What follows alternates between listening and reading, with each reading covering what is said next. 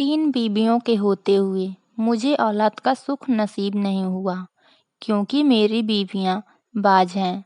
तब मेरे दोस्त ने एक तवायफ से मिलने की सलाह दी क्योंकि वहाँ तुम पैसों से औलाद पा सकते हो और मुझे वहाँ लेकर गया कोठे पर।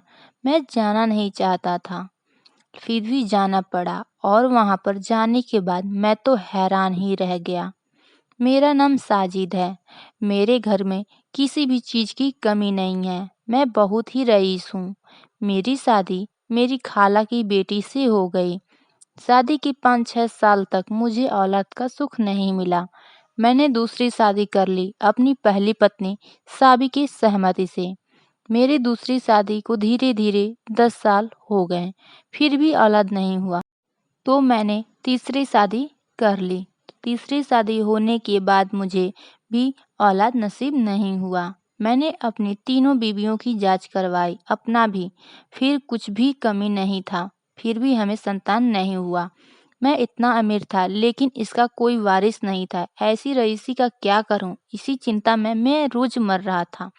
एक दिन मेरे दोस्त ने मुझे कोठे पर जाने की बात कही और सलाह दिया कि क्या पता वहां पर जाने से तुम्हारा काम बन जाए। मैं जाना नहीं चाहता था, फिर भी मुझे जाना मुनासिब लगा और मैं अपने दोस्त के साथ चला गया। मैं वहां गया तो देखकर एकदम हैरान था। मुझे ऐसा लग रहा था और इतनी शर्मिंदगी महसूस हो रहा था कि मैं यहाँ क्यों आया। मैंने देखा कि अपने अपने शरीर को कैसे बेच रही थीं और उनका जीवन एकदम नरक बन चुका था। मैंने सोच लिया कि जो मेरी औलाद की माँ बनेगी वो इस दलदल में नहीं रहेगी। क्या पता उसे इस नरक से निकाल दूं तो अल्लाह का रहम मुझ पर हो जाए और मुझे औलाद का सुख मिल जाए। मैंने अपने दोस्त से ये बात बताया तो उसने कहा ठीक है जैसा तुम चाहो।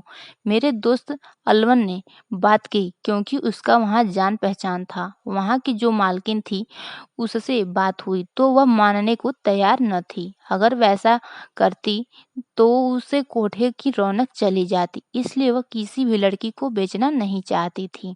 लेकिन साजिद ने बोला मुझे सुंदर लड़की चाहिए जिससे मेरा बेटा भी सुंदर पैदा हो। कोठे की मालकिन ने कहा चिंता क्यों चिंता करते हो साहब, आपको अच्छी लड़की मिलेगी लेकिन हम उसे बेच नहीं सकते, नहीं तो हमारा धंधा बंद हो जाएगा। तब साजिद ने कहा कितना पैसा चाहिए आपको? मैं देने को तैयार हूँ। वह हंसने लगी और बोली तुम दे पाओगे उसकी कीमत?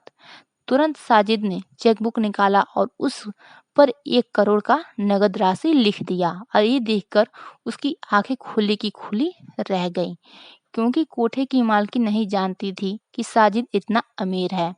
पैसे मिलने के बाद वह कुछ नहीं बोली और साजिद रजिया को अपने घर लेकर आ गया और उससे निकाह कर लिया। रजिया को उस नरक से निकाल लिया। साजिद ने अपनी बीवियों के साथ बहुत खुश था और कुछ महीनों बाद वो घड़ी आ गई जो साजिद को बरसों से इंतजार था। कुछ महीने बीतने के बाद उससे एक बेटा हुआ। जब उसने ये बात सुनी तो उसकी खुशी से झूम उठा और उसके घर में खुशियां ही खुशियां आ गईं। इसलिए कहते हैं कर भला तो हो भला। आपको ये कहानी कैसा लगा हमें कमेंट करके ज़रूर बताएं और ऐसी ही अच्छी अच्छी कहानी सुनने के लिए हमारे चैनल को लाइक एंड सब्सक्राइब करना ना भूलें और शेयर करना भी ना भूलें। Thanks for watching.